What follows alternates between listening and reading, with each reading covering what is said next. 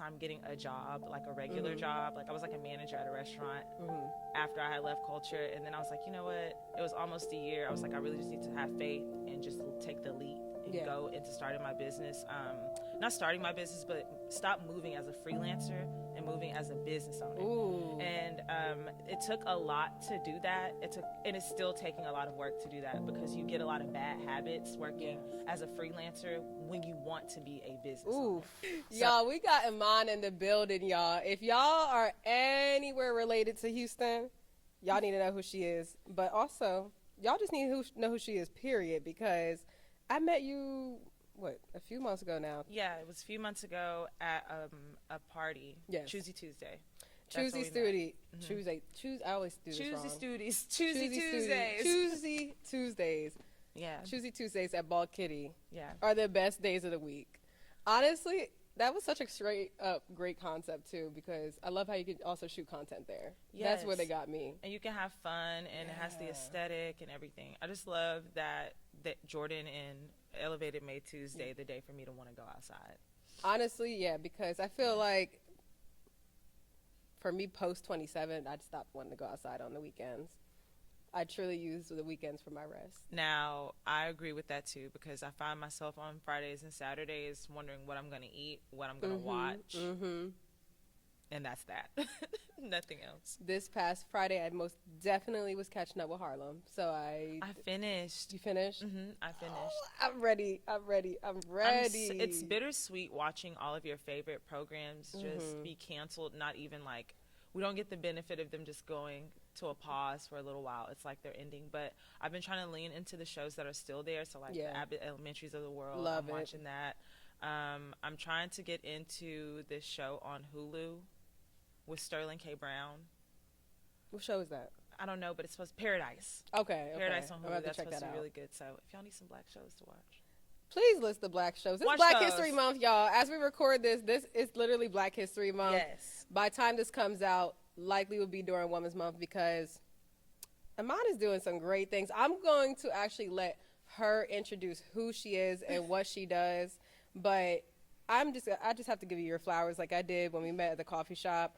Ever since I followed you, I've been straight up inspired to create, period.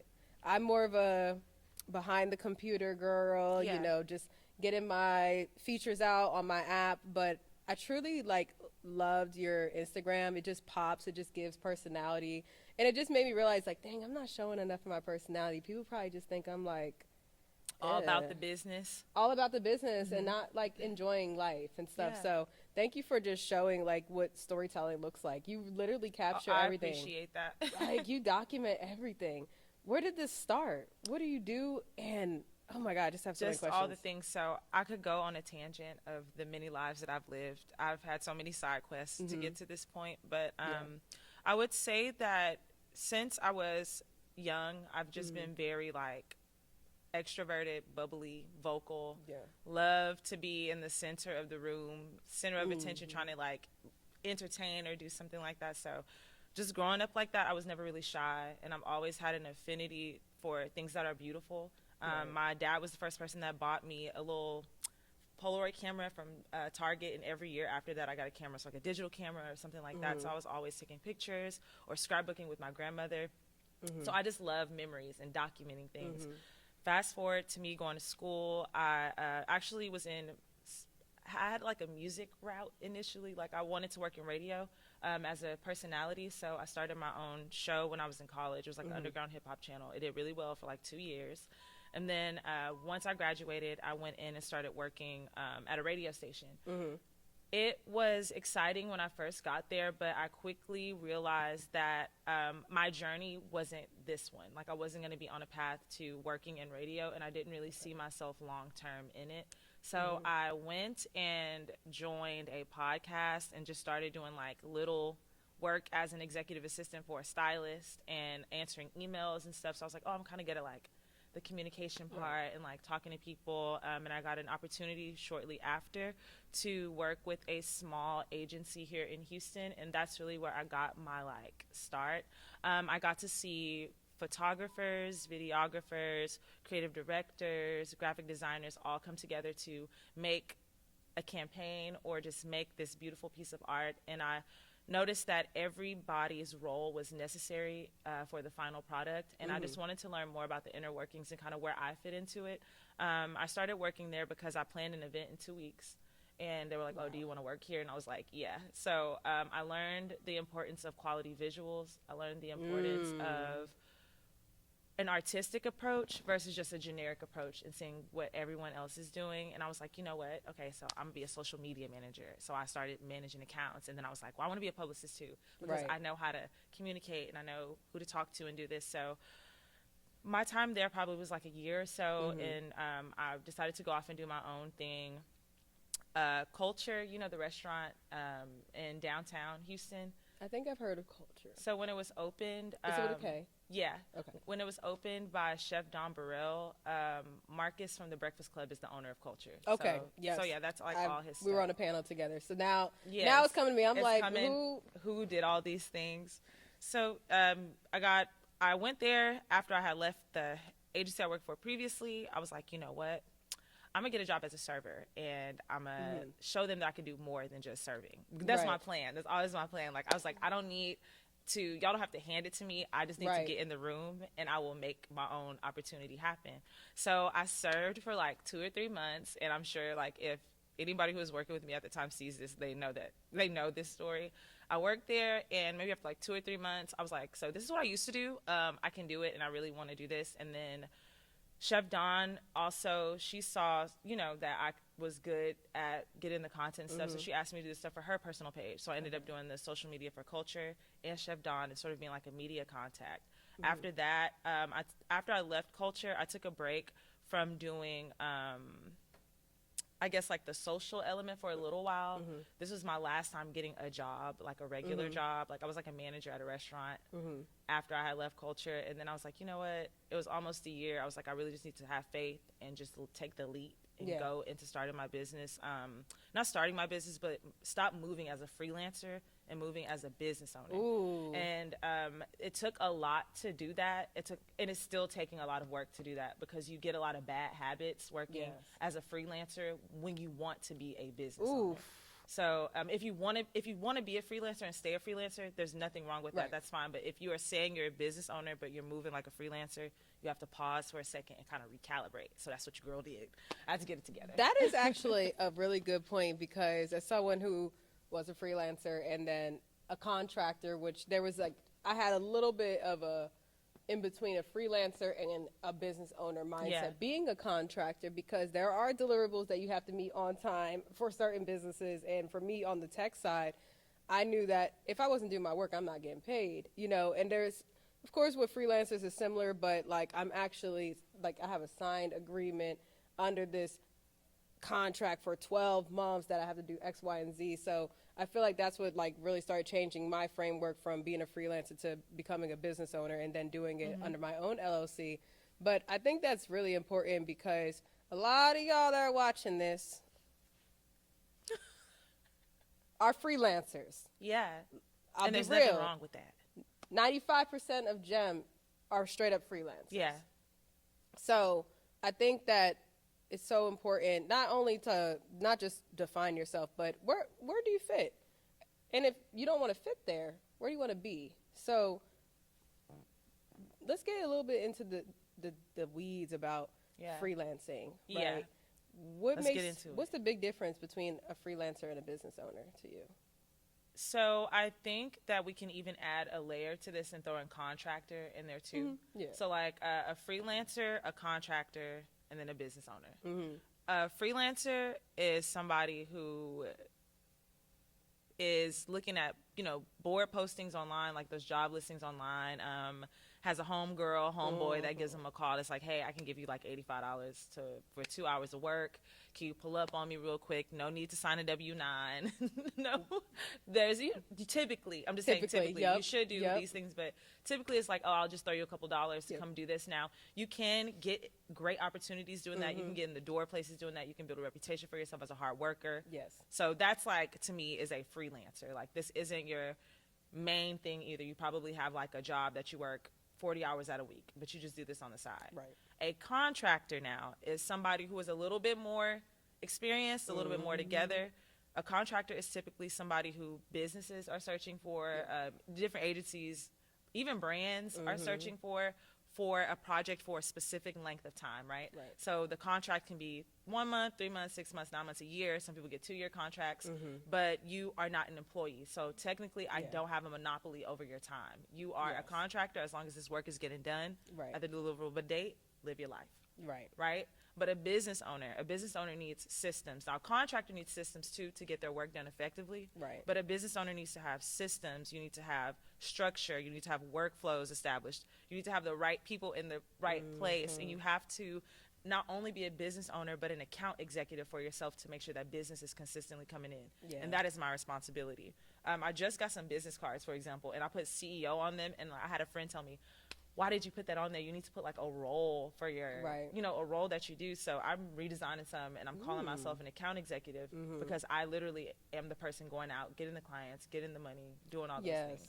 That is so important, because I do see a lot of general business cards that just say CEO, and it's like, we all at some point are CEO, but we do have a main role. Like, I agree. I would say I'm the product manager at my company. So I do actually tell people that, hey, yes, I'm the founder, but I actually am the chief product officer for Jem. All product related things come to me. Customer related things come to me because they're telling me, oh, this part of the app is shitty, I need it, but that is product feedback. And that is my role. My role is to get this terrible feedback and turn it into positive feedback, which is a chief product officer essentially, or director of product management for those in still in corporate world. But I'm really glad that you really define what you're doing, because people might, to even my surprise, I did think you were a publicist before. So that's the whole point. Like, who are you in your business? Who am I? What am I doing? Why do people think you're still a publicist? Because it's still in my signature on my email. Okay. And I definitely was told, I don't know if it was from everyone Jordan says it. or my homegirl Ayana, but like, I know I had that buzzword publicist and was like, okay, yeah, so I'm going to be meeting up with this publicist. And then when we chatted, you told me something different, but your background, you did have a background in it. I do have a background but that is why title is so important. It is, and knowing what you do. So look, I'm going to do my little segue and tell y'all who I am and what I do. My name is Iman Eli. I'm the founder of the Eli Group marketing agency. Our bread and butter is really storytelling through content creation and content production of a high level. So we do social media content through the iPhone, the Sony vlog camera, whatever's. And then we do have a team that we contract out, like creative directors, photographers, videographers who we work with to come in and do commercial grade brand photography. Boom. We also do events for like brand influencer launch events. I helped with like the Composition, their production company out here in Houston. Well, she's based in Houston, but they're everywhere. She's how I got the opportunity to work on the Hulu event that we did down here. So event assistance, like all that sort of stuff, we help you get set up, vendors, partnerships, whatever, staff, whatever you need. And we also do live event coverage, and I'm a consultant too, so I can sit with you, talk with you, figure out what the pain points are in your business, content creation-wise, social media-wise, storytelling-wise, and like help you get it together. And then to circle back to the PR part, I did do PR. I wrote press releases, I pitched, and I realized that PR wasn't something I was passionate about, but I think that I do PR in a unique way since walking away. I feel like my PR is my dot connecting and really putting people in the right place or connecting them with the right person to get the right, I guess, to get the right to put them in front of the right people. Essentially. Audience, so that is public relations in a sense, but I'm not pitching anymore for people. And I like the pivot because you're still telling a story. You're still telling a story. It's 2025. I don't even go on Business Insider and all these other articles to find the next best startups or the next best people. Like, I'm online. I'm on TikTok. I'm on Instagram. I'm on LinkedIn. Even LinkedIn knew what to do with putting out the reels. Like, look, and we could talk about LinkedIn too, because I'm starting to see a difference in the content that people are sharing on LinkedIn. Oh, for sure. Yeah. So, but like all of just essentially, like, we do all these things. We work with influencers, work with brands, businesses, and we are working across multiple industries. So we're open to all of the things, and I feel like our skill set has been beautifully applied to many different things. It has, and even just seeing some of your projects online, this is the time to definitely pop your shit, because Afrotech. I saw you were part of Afrotech, Yeah. like Hulu. Like I see you part of so many campaigns, and I know behind the scenes, like people don't always know who really did this behind the scenes, like who really architected this. But it's so amazing to hear, even down to your portfolio. So now, even deepening your story from being a server at Culture to then a manager to then Another manager. another manager. And then just saying YOLO, like I just need Just to stop being saying, scared. you know what, fuck it, I'm just gonna go all out Yes. and do it. What year Yeah. was that when you finally said, I'm doing it, I'm pulling the plug? 2021, February. That was the last time I walked or clocked in. So we're celebrating 4 years. It's February. Oh yeah. It's 2025. Oh shit! Literally. It's Can I 4 curse? years. Yes. Okay, it's been 4. Yes, It's been 4 years since. Yeah, it's been 4 years this month since I have made the decision to not have to fill out a W-2 or file any of those, and it has been a journey. It's been like a lot of ups and downs, but like you just kind of made me. I'm not getting emotional, but it just kind of made me look back. I'm a and like, Pisces. I'm gonna damn. get you emotional. It was like, damn, like I really made the did that. leap and to do it, and it's been 4 years. It's not been easy. I've had so many people help me along the way. Could not do it by myself. I've had like, you know how what do they call like a turnover rate? I don't want to say we had like a crazy turnover rate, because every time I had a team at the time that I was working with, we stuck it out, and then once we were done, we were like, all right, cool. And then I went to continue to grow another team and be like, okay, this is perfect for what we got right now, but I appreciate everyone who's helped me to get to this point, especially within the last 4 years. Like, since 5 years, since COVID. Like, if you've been down since 2020, we locked in for life. So I just appreciate it and everything that everyone has done to help me up until this point. Since you have a business, and for me, another thing that I noticed from going from being a contractor to having a business was hiring. Yes. You see my face. I feel like that. Y'all know I don't fake nothing. I fucking hate it. I fucking hate hiring, but I love it at the same time. Why do you hate it? What's the I think I hate point? it because it's just something that I was ignorant in. You know, I've always been a person that interviewed. When I was a senior project manager, I was a part of the hiring process. Now, being a part of something versus the hiring manager are two different things. I think that the reason why I hate and love it, because thin line truly, is because I get excited that someone believes in the product so much that they even want to work here and, you know, just be a part of Jem, right? But the part I start hating is when people are slacking off, when you're trying to motivate them to be the best of their ability in their role. You're doing the trainings, you're doing the onboarding, you're doing the one-on-ones, and then sometimes you just have to really recognize that you're just a job. You are just a job, and that they're not supposed to be as dedicated as you, but they are supposed to do their role. So the hard part for me is that even in and outside of business, I've always struggled with letting go. Anything. It could be an item in my room. Like, but if there's no need for it anymore, I have a hard time letting go, throwing it away, because I know what it feels like to feel thrown away or not be given that chance. Yeah. So I think I hate that, how much it makes me feel, because it's like, I don't want to hurt somebody. I don't want to make someone's family struggle or whatever it may be, because I'm a part of their income, but I have to. You have to have the right person in the role. Like you just spoke to a lot. So that's something that I've been more intentional about. Beginning of last year, I decided that while I did have the perfect contractors on my team to create content, I needed to build some sort of like executive team or a core team or like people who can stand in place while still being a contractor, but that I know run their own ship so tightly that they could come and do the same thing in the role that I needed them to with the Eli Group. Right. So I know they're gonna be like, "Girl, why you say my name?" But like Fee, for example, Fee Morgan, she's amazing. She is in charge of with the agency, what we contract her for basically is to be the guiding light for influencers through brand strategies and positioning them in the right place, aligning them with what kind of campaigns they should be a part of, whether it's gifted, paid. Like, she's amazing. And she runs her shit like a tight ship. Like, she don't play.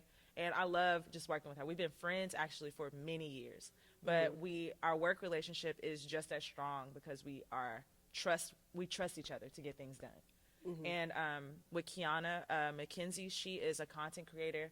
She has her own content creation I want to say like freelance agency services that she offers, but she acts as the content producer for my agency, and she really leads and takes charge on these things, has a vision. So I was very intentional for those two roles with who I wanted to work with, and they're trustworthy and they're great, and there's always good energy. And I think that while some people may be able to fulfill a role, there is something about having someone who can fulfill the role and also be a great person to be around. They don't have to be extroverted. They don't have to have a million followers. Nope. But it does speak to what kind of work you're going to produce and the work environment if everyone has a good vibe, like, and can work together. So I agree. And what I would say, what I do love, the love part that I do love about hiring is the employees on my team that showed me when I'm wrong.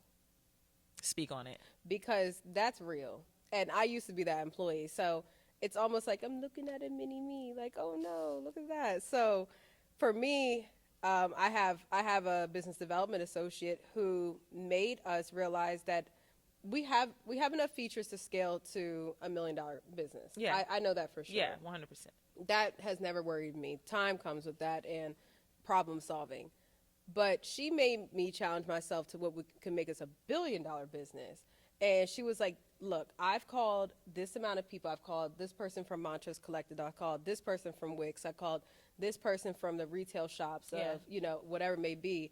And their struggles, their struggles is finding influencers or finding creators, but it's also this, and this. Why don't we do this? And I'm like, oh, because we need to still do this, and this before. And she's like, but why? But why? But why? This is what they're willing to pay for today. So why don't we just add these features? And it's like, she's right. She is right. Why am I challenging my own imposter syndrome and saying, oh, I need to get here first and then get here? Why do I need to crawl before we walk? We have so many different tools out now that we don't even need to crawl anymore. We actually can just walk. Yeah. And it's crazy because at least I would say probably me and you are closer in age than me and my employee. Yeah. We came from a time where you did have to crawl before you walked. We didn't have CapCut. Yeah, we didn't have all these other tools.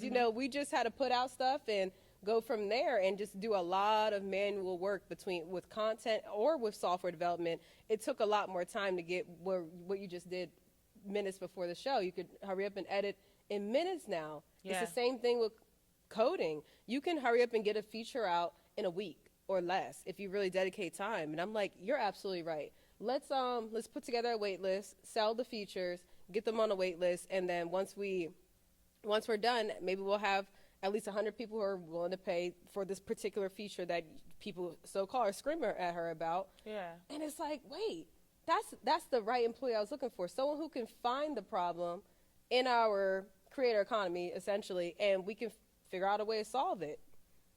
And it starts making me think, wow, was I thinking wrong the whole time, or was I just not thinking broad enough? Sometimes you aren't thinking big enough. Exactly. Yeah. And that's what she challenges me to do. She's like, it's bigger than this. It's bigger than just finding a creator and paying them through the platform. Like, there's a lot of platforms to do it. We need more. We need stats. We need campaign management. We need something automation that separates the wheat from the chaff. Exactly. Like, you need to stand exactly. out. Yeah. And I think that when you have a team that challenges you not to be average, but to be great. Like, if you really have a team that makes you look in the mirror and says, do I want to be average or do I want to be the best? That is a good team. And that is the part that I do love about hiring, because we do have team members on my team that not only make me feel like that, but make the other team members think like, okay, I'm not going hard enough. I need to do this, and this. And it also separates from the people that I realize that don't need to be on the team anymore. Yeah. Real recognizes real after a while, because it's like, all right, these people are performing because they're motivated, because they want this, because they want more for the company and for themselves. But then there's these people who, like I said, it's just a job. And I've recognized that I'm not the place to be for just a job. I'm the place to be where if you're a creator and you want better in this creator economy, you want this product to win because you're going to win.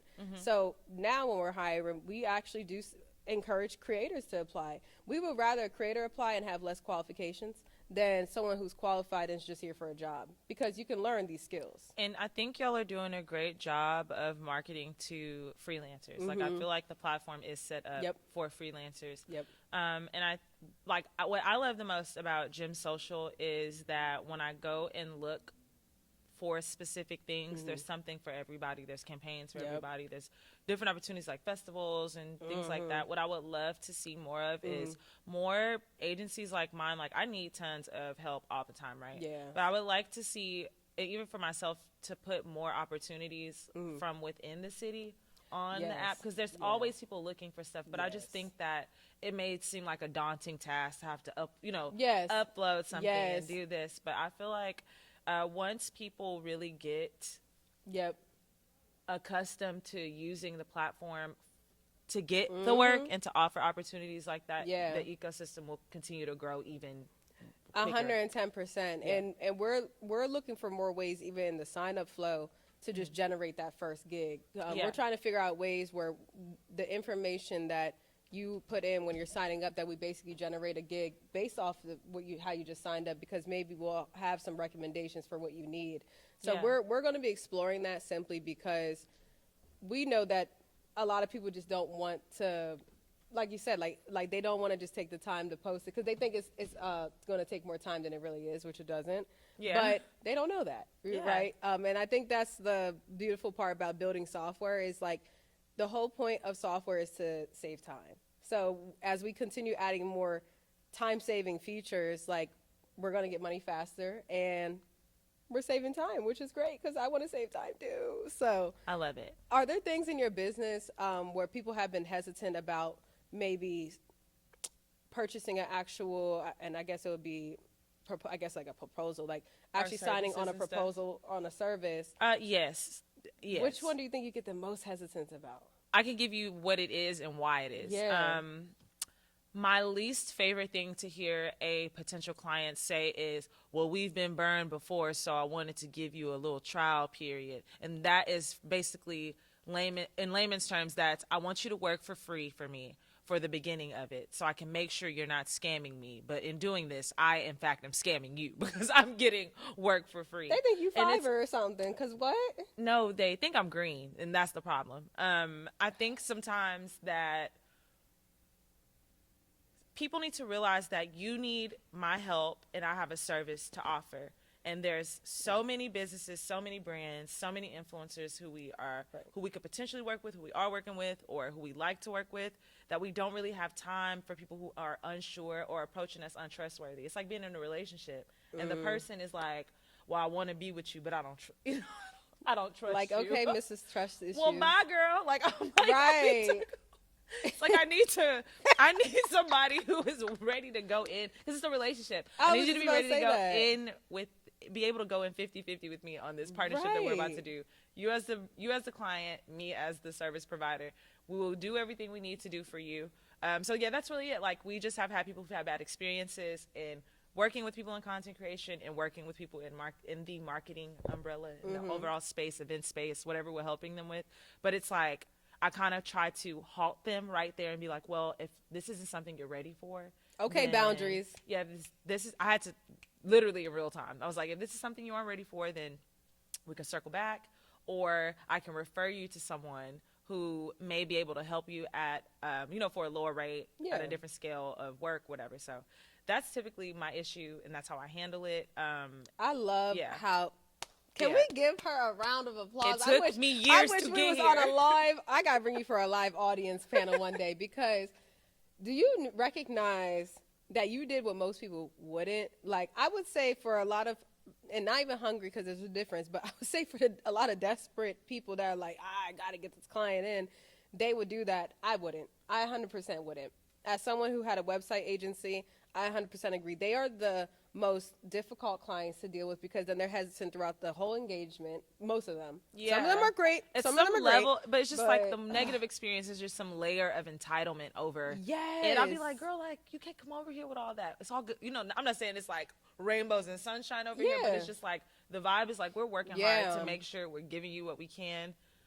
And the only way I was ever going to learn that lesson is through going through it. Like, I went through that this year. Maybe it's only February. I've already gone through. I was about to say, baby. Yeah, I've already gone through, It's like. not even Valentine's Day. I know, but I've gone through somebody referring a client multiple times over the last years or whatever, and me being like, okay, I feel obligated to take this, or if it's like an obligation because I need to make sure this contractor has another project for the month, or whatever it may be, because I'm not thinking just about myself or whatever. Like, I line my pockets after everybody else gets paid, and that's how it works. And then I get paid from the agency, so the agency's making money. Right. Iman is an employee of the agency. Yeah. So it's like, that's how I'm thinking too. And I have taken projects that may not have necessarily aligned with me for money to get some money into another contractor's pocket that I regretted, to get money in my pocket that I regretted. And that's how I've learned the lesson. Like, I was just like, I'm not doing this anymore. So yeah. I got a couple questions. First, I'm going to start with, because a lot of people get this so confused. People are going to be like, what do you mean she pays the agency? Isn't this agency yours? Why? Blah, blah, blah. All checks are written out to the Eli Group marketing agency. Right. Payments are made out to the Eli Group agency. Exactly. Yeah. And then you pay yourself as an employee. Yeah. What I want people to understand is, but I just learned how to do these things. That you had to learn how to pay yourself as an employee of your own business. When did you start paying yourself as an employee of your own business? When I was told to do that in 2024. Last year. So you was a couple years in. Did it hurt? Did it hurt? Only because it's like because I started as a freelancer that became a contractor that turned into a business owner, and how I drug the way freelancers do business. I am freelance. Yes. That's how I started out. That's how I'm able to speak to bad habits. I'm just going to be real, though, because I hate when I watch things like this, and like, you can tell when their representative is up. Like, it's like, no, like, yeah, I did not have anything together. I did not have anything together. I'm still learning. People be lying. People be capping. I don't want to cap. I'm keeping it real. like, there's no reason to cap. That's the best. I think that's the best part about the best podcasts is when you catch the episodes when they're not capping. Yeah. Because come on, like, there's no way you just all of a sudden knew all this information. I'm trying to figure it out, y'all. Like, my parents are in science. Yes. I did have some, like, grandparents who, well, one of my grandparents had their own business, but it was like, I didn't come from a household of people who were just beaming with entrepreneurship. Like, my parents have had the same job forever. Both of them working in science, like, doing their thing. I literally have been figuring this out as I'm going. And yes, there are resources that you can look up online, but there's no book that will tell you how to handle some of the things business owners go through. And it takes time, and it takes investing into that specific area of that business. Like I told you with the hiring thing, if I wasn't, shout out to NextQ, one of my investors, if I wasn't in their accelerator, and they literally went over a whole section, I had to sit down for hours with somebody one-on-one about the hiring aspects and what to look for and what not to look for and blah, blah, blah. And, you know, like, if I didn't sit and learn about this stuff, I would be so stressed out. First of all, I probably would have kept some employees that I shouldn't have kept just because I wouldn't have noticed, okay, KPIs, OKRs, you know, metrics, onboarding, trainings, like coming up with plans. Like, had I not knew that stuff to really motivate people to really have a successful output in my business, I would be screwed. And that's just one area of having a business. That's not even the operations, marketing, legal. Child, Jordan, I'm sorry, girl. I'm going to email you back, my attorney. Like, there's so much to it. I think that what could help people when they are in the beginning stages of starting a business, well, at least I can speak to what I needed. Yeah. I really wanted somebody to sit me down probably when I was, number one, 18, once I became eligible for a credit card, to understand the importance of, like, personal credit. And then once I got a bit older and realized, okay, I want to start my own business, then, okay, let's talk about building your business credit, getting all of the things set up. What paperwork do you need? what fees do you need to worry about every year as an LLC? Is it better for you to operate under a DBA? Yeah. At this point, These as a things freelancer, until you, because like you have to pay for all this stuff, and no one's telling you. You think you get into LLC, and then you walk away. It's like, no, you have to pay on that every year. You have to, just renew certain things, handle certain things, website stuff, blah blah blah, all that. Write-offs. Yeah, just all of that stuff. Like that in itself, I don't know what to call it, but just like how we had home ec at one point, which is I kind of think needs to come back. But it's like things like home ec, but things like business development, things to help you with your personal finances. Those are like 3 core things to me, like how to take care of yourself, how to provide financially for yourself, and how to provide in the future for, if you have kids, family, whatever. But I think that it should honestly even be done early in high school at this point. Like, I agree. I do, because the freelance economy in general is growing. It's over a $10 trillion economy now. And the actual corporate economy is going down. So they're laying everybody off. They're laying people off, but then they're hiring still contractors. Oh, okay. Because, see, they don't want to cover health insurance and benefits and all these things. It would be cheaper for them to actually fire this person. Let's say somebody is That's how we pitch to. That's how I would pitch to a company to work with my agency. You don't have to worry about. We want the money. You can keep all of the stuff that's cheaper. A liability. It is cheaper to hire. That's perfect, like an agency like yours. Yeah. Then hire those roles full time, because they don't want to cover all of the benefits and all of those things, plus the salary, plus paying the extra taxes and stuff. It is much cheaper. Yeah. Which is why the freelance and contracting economy, but they're just going to put it under freelancers. It's really is $1 trillion business, which is fine. So, I will ask you this question. Do you think that, not everyone is an entrepreneur. Not everyone wants to, and I don't think that makes you less or better if you are an entrepreneur and decide to not be an entrepreneur. But what do you think people who are transitioning from the corporate space and wanting to go, not to be an entrepreneur, but want to go into a freelancing space while they do some other things in between? So that was me for most of my career, forcefully.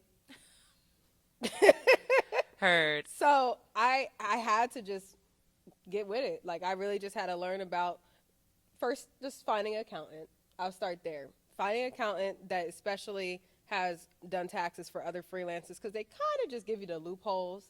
And that's really all I needed was like, and like all the things. What's the write-offs? Like, I asked them, what's the biggest difference between these two things? Being a corporate worker, being a freelancer. And what are the loopholes? And my accountant walked me down and was like, you can negotiate this rate, but you have to realize that you pay this much in taxes. So here are my suggestions. Investing in real estate. Because mind you, I was in Miami. We already paying thousands of dollars a month to live in a 1-bedroom. So he's just like, just get a house. Just get a house, because your property taxes are going to be high enough that it's probably going to just wipe away all the money you're paying in taxes anyways.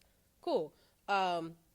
Making sure that you're obviously monitoring how much you're spending, what you're spending your money on, and what's a write-off. You know, like the flights, the traveling, especially if it's job-related, the networking pieces, the conferences. He was like, write all of it off. All of it gets written off. So once I realized how, honestly, easy it was, because if you have the right person beside you or in your team, and for me, my team literally was just myself, my accountant, and then eventually I would outsource for special projects. But overall, I realized it's not that hard. Because I just needed to learn. I learned how to be a worker because I went to a vocational high school. Okay. So they teach you how to work. They teach you about being a professional and how to show up at interviews and all of these things. So if they just took the extra step to teach you how to be a freelancer, it's really not that hard. It's just scary. It's just scary because we didn't know it. But we all learned how to be a worker. I agree. And just like the work economy is changing. Like people are suffering to some degree, like in the corporate space. Yes. That gap between upper class, lower class is shrinking. So it's just kind of like you have to have multiple sources of income. And I think that some education would be useful to people on how to do freelance work, what you need to do to set yourself up. Yeah, so, that would be, and that's actually even one of my goals one day. My ultimate goal is to have my own program at these universities one day, specifically tied towards this, because I see where their economy's going, and I still see the gap in colleges and in high schools just because I have nieces and nephews in both. And I'm just like, dang, they're still not hopping on, teaching people how to be freelancers and stuff yet. Like, not even a simple class in business school or something. Like, it's crazy. But I see what's happening, and I also see why this is why a lot of people are stuck on the I need a job rather than like I need a contract. When I got laid off, it was Friday. By Monday, I was offered a contract. Yeah. And that's how you kind of have to educate people who don't know how it works. Once you do get laid off, it's not about you going through the process of applying and waiting and waiting and waiting. You have to find some opportunity in between to take care of yourself. Exactly. Yeah. And that's why I was telling some of my friends who are like, no, I need the 9 to 5 because I need this. And I'm like, okay, well, that's fine, but you can still take this contract until you get the 9 to 5 if that's the route you want to go. But really all I'm hearing is you're scared. You're just scared. I understand. We all been there before, but I'm telling y'all, please watch where the economy is going and make the right decision. So I'm actually glad that we're talking about this because it sounds like you pivoted at a time that was probably right for you. It was COVID, right? Around COVID. Mm-hmm. I can't imagine how tough, but also rewarding at this point that was. Mm-hmm. And now that you're 4 years in, and we went over a few things, like what is really next for the Eli Group? So the next step for the Eli Group is expansion in many different ways. Mm-hmm. So one is getting a physical office here in the city of Houston. This is where we're born. This is where we were born. This is where I want us to be housed. This is where I want our physical office to be. So I'm currently on the look for that. I am looking in downtown, East Downtown in a loop. So in the Loop area, if y'all know. Something fun. I just want to be able to have a space that me and my team of lovely women, our interns, the rest of our contractors and content creators, and our executive team can come into throughout the week to work, get stuff done. I don't necessarily want it to be a studio for other people to rent, but I want it to be a space where we can create content for certain things. The second point of the expansion is to not leave Houston, but to grow into different cities outside of Houston and eventually another country. So that's what I'm looking to do. In Q1, I'll be making some flights, taking some trips to a couple different cities here in the U.S. to see, okay, where could I see myself doing business and, going to where I have connections already, and even cities where I may not necessarily have a connection, a personal connection to it, but I have friends who do. So London would love you. They may see me across the pond. Yeah. with everything that you do and the amount of, it's a huge influencer economy over there and just a big creator economy in general in London. But I could totally see like if they'd have us, we'd love to be there. And just some different things. So, and just other things within the business, and offering like a different service too. So, do you know what that service is yet, or you guys are still exploring? We do know what the other service is, but we are restructuring like everything. Like y'all will see some new content coming out from the Eli Group page consistently, personalized content, like just really cool things. And then once that gets to like moving and grooving, then we'll roll out some other stuff that we'll be looking forward to doing this year.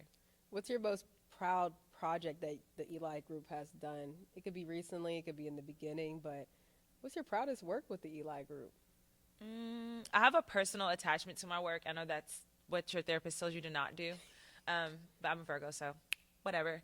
I definitely think that there are a few projects that are really special to me. Like there's some clients who are really special to me. I'm gonna put 3 in the air and I'll just hold on to these 3. One of my favorite clients that I've had the opportunity to work with is the Forward Times because of the historical impact that I'm able to have on my community and for my people, for future generations, and understanding the importance of storytelling and preservation. So the work that I'm doing with them will be ongoing forever, hopefully. So I really love that. It means a lot to me. The work that I've done with Unique and composition, I've done quite a few projects with composition thanks to Unique. I did the Black Women Are Worthy Museum. That was at the Post. I don't know if you were in Houston at this time. It was 2021. No.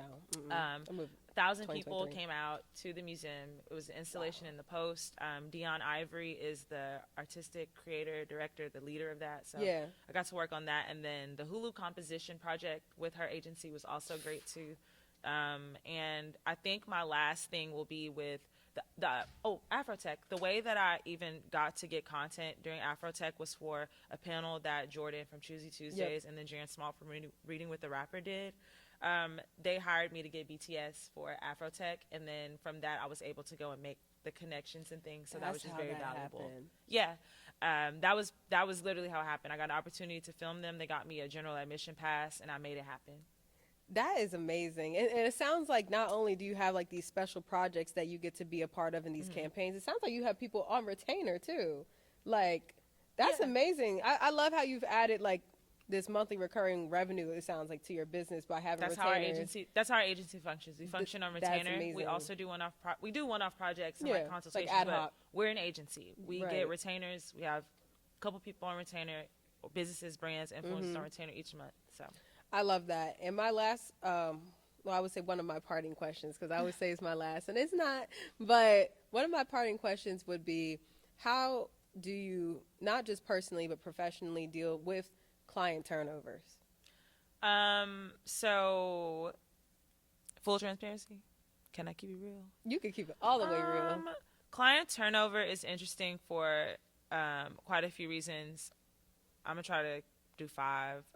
One, I noticed that I'm okay with certain clients walking away, like within the first month of a project. Like I am very much learning to just like let stuff go, but I also need to add like a layer of professionalism to at least have the conversation and be like, hey, this didn't work on you didn't work for us. Not that we didn't do a good job. Like, you didn't work for us, and you need to like vet your clients and interview your clients and really get to know if this is the type of person you want to work with.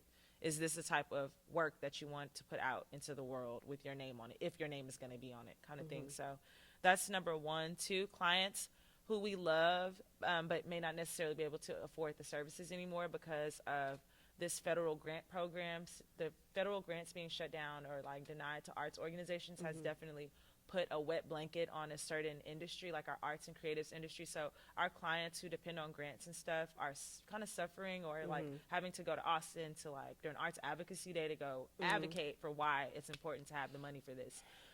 So that's something that we've had to deal with too, to where it may not necessarily have been something we did, but it's just a money thing and they can't afford our services. And then to the clients that we keep and continue to keep, I think that you need to just establish a boundary with the client to where you're not blending personal and business.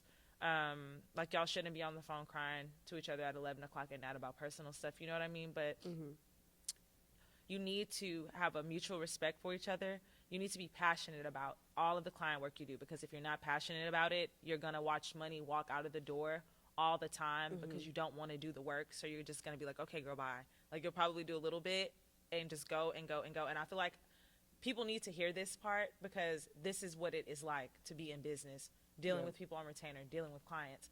You're not going to sign a client on and keep them for 10 years smooth sailing with no issues or bumps or somebody, you know, like, or something going agree. wrong. Yeah, so you just have to be prepared and not get too attached to the idea of them becoming your client for a certain amount of time. If the contract locks them in for a certain amount of time, then you have them. But just be ready for the change. Go move like water. Just flow with it, and I love what you said there. I love what you said there, because like, you're right. Like, sometimes it's not that you did something wrong. Sometimes the client is just a pain to work with, and you have to just have boundaries, not just for yourself, but for your business, for your employees too. Like, I've been in a toxic relationship with a client before, to where it's I can't like, stand a toxic relationship. you're looking with at a the client phone ring, you're like, there's been a few people I've had to boot off Jem, and they're just paying $9.99 a month, and I'm like, get it, scram, because y'all are giving me too many issues. Maybe this is not the platform for you, baby. For you. So it's and like, that's okay. That's what I would do with clients, and just like really know yourself, know your business. Like, we are across multiple industries because we like to tell stories, we like to document, and we know how to get it done and get the BTS to you and do whatever you need. You can get the event done. And there are too many stories untold, y'all. If you have a story that you need truly told for your business, or maybe do you cover individuals too? Yeah, like we just we onboarded a big influencer client out here. Okay. So we help with influencers. We onboarded a business not too long ago. We work with storytelling for businesses, but we love a client who has a story to tell.